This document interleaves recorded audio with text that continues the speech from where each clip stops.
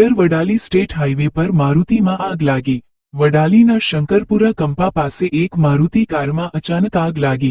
મારુતિ કારમાં આગ લાગતા અફરાતફરીનો માહોલ સર્જાયો। મારુતિ કારમાં પાછળના ભાગે અચાનક આગ લાગી।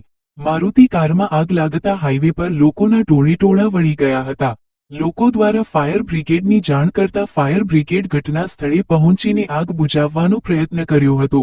ફાયર બ્રિગેડ દ્વારા પાણીનો મારો ચલાવીને આગ બુઝાવી હતી।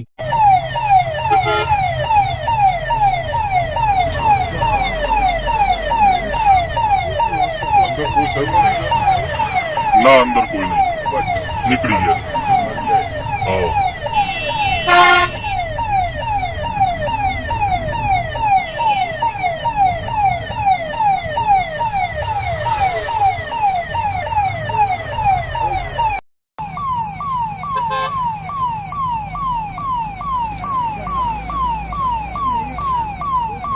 अंदर कोई सर तो नहीं ना अंदर कोई नहीं, निकली गया।